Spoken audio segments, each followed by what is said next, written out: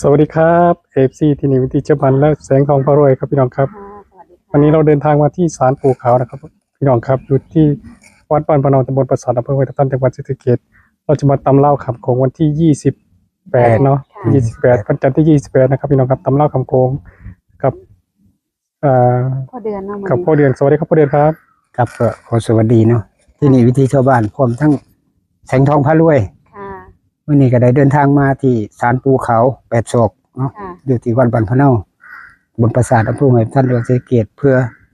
มาตามแนวทางโชคลาภนั่นแหละให้พี่น้องให้FCเนาะที่อยู่ ครับ ต่างอำเภอต่างจังหวัดที่เขาชมหรือว่าเขาเบิ่งอยู่ตอนนี้เนาะ ครับเป็นการขอครั้งแรกของพ่อเดือน ก็บ่เคยมาหรอกก็ถือว่าเป็นครั้งแรกเนาะครั้งแรกก็อยากมาหาขอพรขอโชคลาภนั่นแหละครับปู่เขา8 ศอก เป็นเราเอฟซีเนาะ เขาลือทราบปรากฏนะเนาะที่เขาลือเขาอันนี้โยในมีลือทราบปรากฏมาก็จะมาขอพรFC พี่น้องทุกคนเนาะเพื่อเป็นแนวทางโชคลาภนะฮะก็มาข ครั อบ เดี๋ยว พร ก่อน นำกัน ที่ เนาะ เขาไปเบิ่งคลิปเขาพี่ให้พี่น้องกดไลค์กดแชร์กดติดตาม กดไลค์กดแชร์ให้กำลังใจในเด้อทั้ง2 ช่องนั่นแหละ ครับ ทองพระรวยนำวิถีชาวบ้าน ครับผม เพื่อเป็นกำลังใจเนาะเพื่อสิได้เก็บสิทธิ์ให้พี่น้องเฮาเพื่อ แล้ว ตาม ก็ แนว อี ทาก ง ช่องหนึ่งเนาะ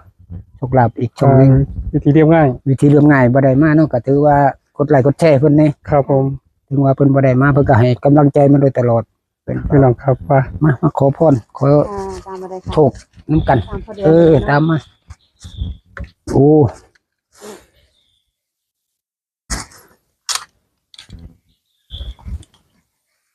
ครับพี่น้องครับ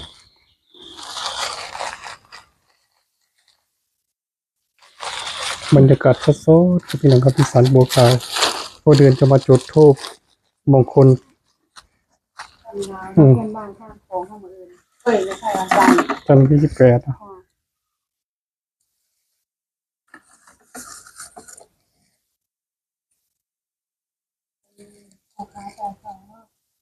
ะ บรรดาให้ดูค่ะพอเดือนพุธแตกตามตัวตรง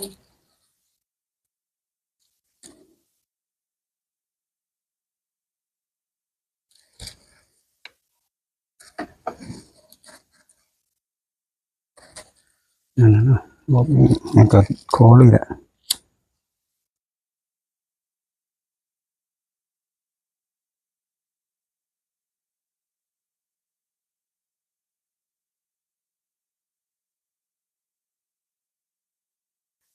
สารผูกเขา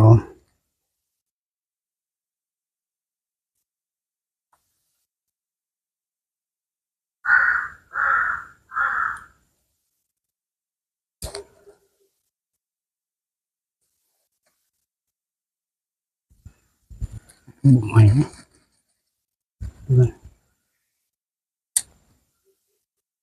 ต้องจิตอธิษฐานไปพร้อมๆกันครับพี่น้องครับ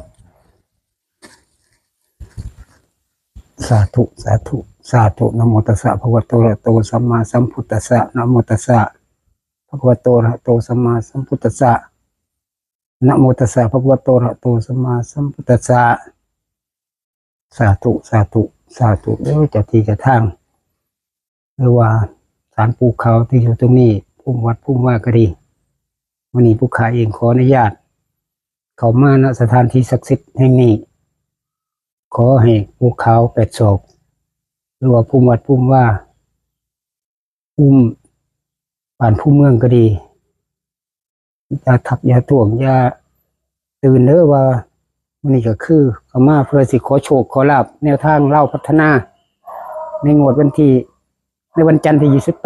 เมษายน 2568นี่ก็ขอภูเขาจงเปิดทางโชคลาภให้พี่น้องให้ FC ได้นำไปเสี่ยงโชคหรือว่า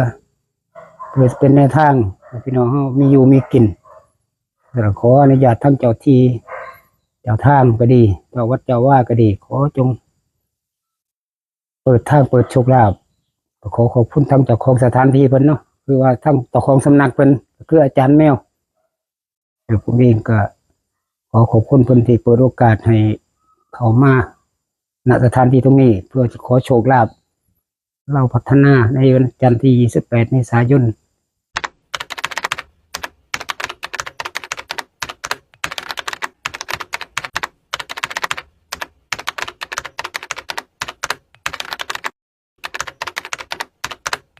เจ้าวัดเจ้าว่าก็ดีขอจงเปิดทางเปิดโชคลาภการเงินการงานทุกสิ่งทุกอย่างเนาะให้พี่น้องให้FCได้มีอยู่มีกินขอบารมีสิ่งศักดิ์สิทธิ์จงเป็นบันดาลในถูกมงคลมื้อนี้ก็ขอเสียงโชคเสียงทายโดยถูกมงคลขันภูเขาแต่ถือว่าครั้งแรกที่ได้มาฮอดมาถึงได้ยินแต่พอซื้อเขาซาเขาลือเนาะว่าภูเขาที่มีเด็ดที่ให้ตัวเลขหรือว่าให้โชคลาภพี่น้องแม่นยำก็เลยมื้อนี้มีโอกาสได้มาฮอดมาถึงเพื่อสิมาขอแนวทางขอโชคลาภกับปู่เด้อปู่จังได๋ก็ขอดลบันดาลให้พี่น้องให้ FC ได้มีอยู่มีกินป้าเองก็ขออนุญาตจุดธูปมงคลเสียงทายใส่อะไรก็ขอให้หูขอเห็นในธูปมงคลเล่มนี้ละ เที่ยงมาจุนบ่ เล่มนี้จุดเทียนมันตื่นอันเดียวมั้ง อ๋อจุด2อันได้ครับอยู่ข้าง เนาะ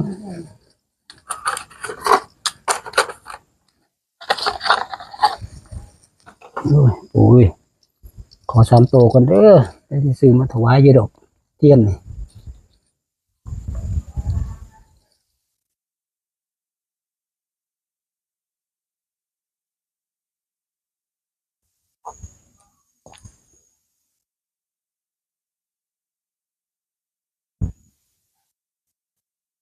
ครับพี่น้องครับตั้งจิตอธิษฐานไปพร้อมๆกันครับพี่น้องครับเพื่อขอเนี่ยโชคขอลาภกับพ่อเดือนนะครับพี่น้องครับถูกแจ้งพระจุดถูกมงคลขอปู่ขาวครับพี่น้องครับจังได๋ก็ขอให้เขาหาห้องกินวัดคือที่ผ่านๆมาเด้อปู่เอ้ย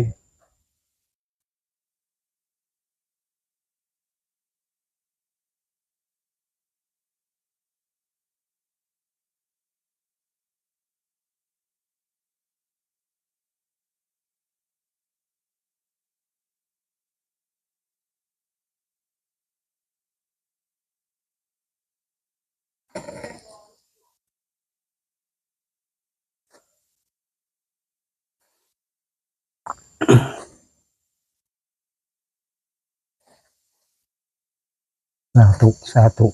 ธุแม่นางธรณีเจ้าที่เจ้าทางภูมิวัดภูมิว่าหรือว่าภูเขาเป็ดโศกบุณสถานที่ตรงนี้มื้อนี้ผู้ขาเองก็ได้เดินทางมาหนมาถึงเพื่อถือว่าเป็นครั้งแรกเพื่อจะได้มาขอบารมีภูเขาเป็ดโศกเพื่อขอโชคลาภให้กับพี่น้องให้กับ FC ลูกต่อหลานที่อยู่ต่างอำเภอต่างจังหวัดก็ดีมื้อนี้ก็ขอปู่เขาจงเปิดทางเปิดโชคลาภให้หูให้เห็นในตัวของคนเล่มนี้เด้อขอ3โตตรงๆปู่ก็จงเมตตาประทานพรโชคลาภให้พี่น้องให้ FC ทุกท่านทุกคนได้รับโชครับชัยในเราพัฒนาวันที่28วันจันทร์ที่28เมษายน2568นี่ก็ขอปู่เขาจงเมตตาสงสารให้เปิดทางโชคลาภให้พี่น้องให้ FC ทุกท่านทุกคนได้รับโชครับชัยเด้อสาธุขอ3โตตรงๆเด้อปู่เอ้ยภูเขาเป็ดโศกเนาะแล้วก็ขอบารมีจงดลบันดาล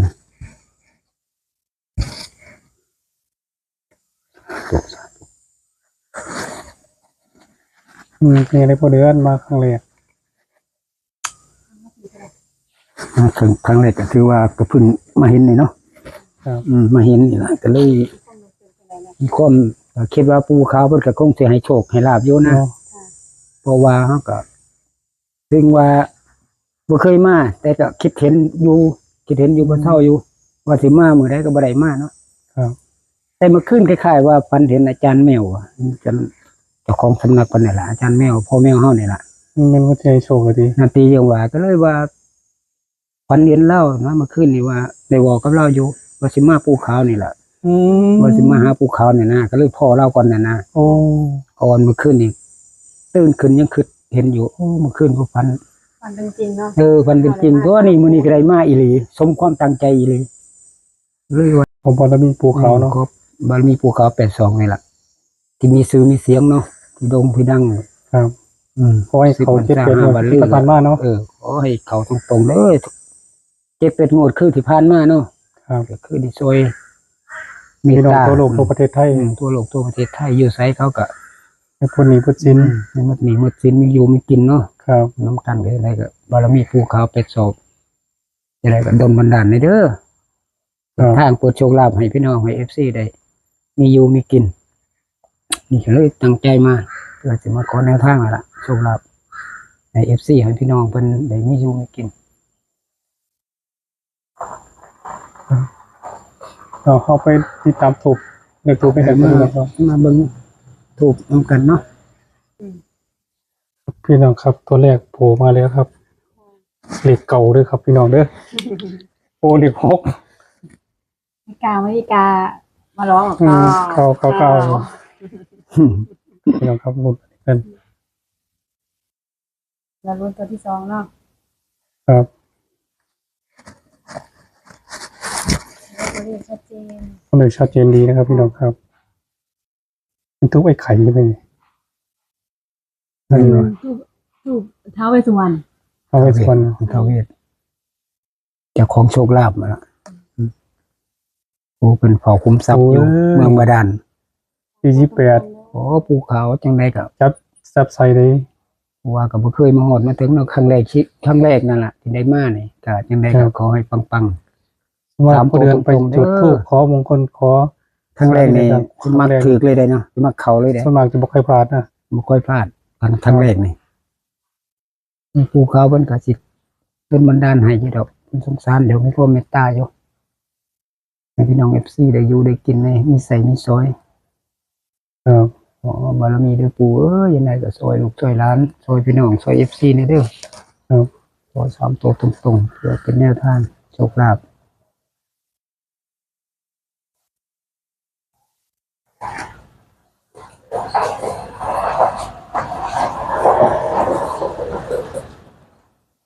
ขอให้เขา3ตัวตรงๆเนาะผู้เดินเนาะ ขอ3ตัวนั่นล่ะขอน้ำปูขาว82นี่ล่ะขอ3ตัวตรงๆเด้อปู่เอ้ยขอให้มีชื่อมีเสียงให้โด่งให้ดัง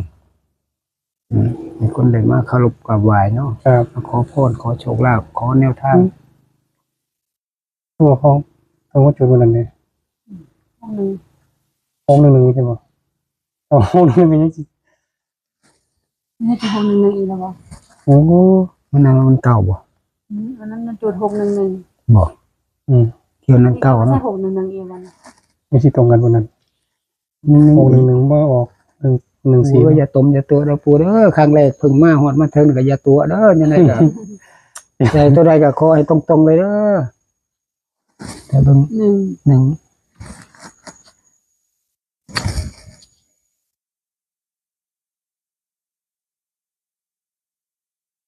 จับใส่ให้ตรงๆเด้อปูเด้อ วันนี้จันแมวอยู่เจ้าของสุนัขกันเยอะเมื่อคืน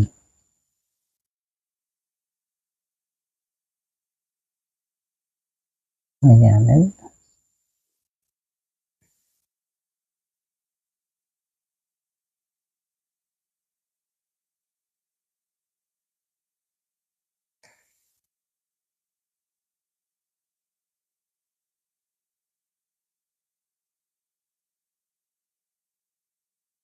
แต่ว่าตัวที่3เป็น1นี่ก็ที่ตรงปูเลยเนาะ จุดมาถึงมันหลายมือ วันศุกร์ จุดวันศุกร์ อ๋อ วันศุกร์นะ อืม 611 1ตัวที่สอง1เนาะ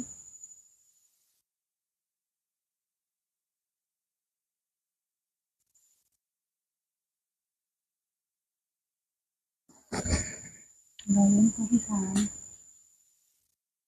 คนที่3ผู้เดิน ตัวที่3นี่ครับมันคือความฝัน ดังคือของฝันเนาะ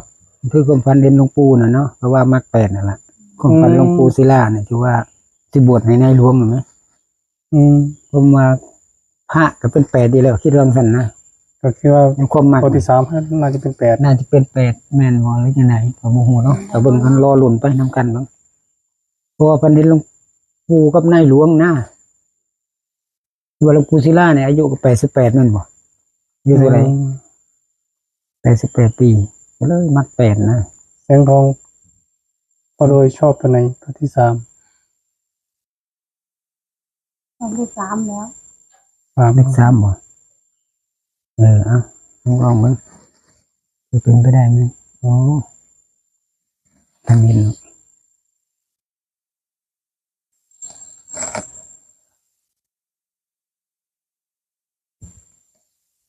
หล่นไปด้วยกันครับยังในปูขาวก็จับใส่3ตัวตรงๆเด้อ ปู ปูเด้อ ปูยังไงก็นี่รับโชครับใช้ในโตก็เพึ่งมาหอดมาถึงครั้งแรกอะเขาให้ได้3ตัวตรงๆนะ เนาะหรือสัก ตัว ตัว บ่เคยมาเนาะ กิน มา ข้าว ครั้งแรก ละซองหวานๆนี่เนาะ โอ้ได้กินขลุกซองมาว่าแต่ขลุกซองแล้วในไรกัดซื้อให้หมดนั่นแหละโคตรมันได้เนี่ยเนาะผลไม้กลางไม้มันกัดถวายปูนั่นแหละ ครับให้เขา3ตัวตรงๆกันแล้วกันเนาะ ขอให้ปูเมตตาเลยเด้อแม่เห็นในพี่น้องลูกตาเราล้านพี่น้องFCเพิ่นก็หมดไปหลายแล้วเนาะให้ปู เอาเป็นปูขาวเลยเนาะ โอ้ก็มาเพิ่งบารมีปูขาวนั่นแหละปูหูปูเห็นปูหูแก้วตาทิพย์เนาะปูเนี่ยเห็นเลขเบอร์ว่าจะออกตัวใดก็อาศัยปูนั่นแหละบารมีต้องนำไปเบิ่งไปเลี้ยวให้พี่น้องให้ลูกเต่าเราล้านได้ที่โชคไม่ใช่เด้อปูเอ้ยจังได๋ ทำเราคำโค้งที่ เล่า 28 ขับ เด้ โค้งนะเป็นจันทร์ที่28เมษายนนี่แหละ2568 เอาตรงๆเนาะ 2 ทุ่มครึ่ง วันไหนเนาะมาที่ศูนย์มั้ง เนาะเลขศูนย์เนี่ย ไม่ใช่ว่ามีหรอก ศูนย์เนี่ย เดี๋ยวแต่ว่าบ่แม่นนะ6กันแม่น0ก็ว่าน่ะ ว่ามันหนึ่งอยู่แล้วมันนั่นหนึ่งอีกที่นั่น ใช่แม่นนะ มีอย่างจริงตรงไฮเตเบลเขาบอกมัน ห เมียน นึ่ อง ยู่ หนึ่ง ถูกกับมันได้มากคนละหมองเลย อืม แม่น1บ่ล่ะ คือสี่ อ๋ออย่าทันกัดบ่มีบ่เวียนหนึ่งดอก หนึ่งนั่น อีหยังสูงตรงกันไปเบิ่งผู้หนึงอีหลีเว้ย โมเมนผู้นาแม่นแม่หนึ่ง แม่นคักๆเด้อ ใจตัวดูเก่าบ่ บางทียังว่าอยู่ นี่ยังเด็กแต่ง โอ้ ตั ยว หนึ่ง เดียว อีหลีเนาะนางเนาะ หกหนึ่งหนึ่ง แม่นหนึ่งอีหลี โอ้จูด2 ครั้งพี่น้อง ใส่ตัวเดียวกันเลย เนาะ เนาะ จูดวันจันทร์ก็ได้611 ไม่ใช่วันจันทร์วันศุกร์ โอ้วันศุกร์เนาะ แล้วมาวันนี้ปู่ก็ให้ตัวเดิม ใช่611 อืม โอ้ มันจะตรงกันขนาดนั้นเนาะ เนาะ โอ้เป็นเรื่องบังเอิญมากเลย ก็บ่ได้คิดว่าได้ตัวเดียวกันเลยเนาะมันก็ อ๋อ มีความบังเอิญอีหลีเนาะ 911เนาะ โอ้กับเก้าตัวเดียวกันเนาะ ค่ะ ไม่เอาให้คนเลย เดี๋ยวรอให้พ่อเดือนสรุปอีกทีนึงเนาะ แต่ผมเรียก ก็ ว่า คือมีเลข ประเด็นสรุปให้ฟังอีกครั้งหนึง 28นี่ก็ให้ปู่ได้ไปเบิ่งให้แน่นี่ให้พี่น้องเพิ่นได้อยู่ได้กินใน FC เนาะได้แล้วล่ะสรุปแล้ว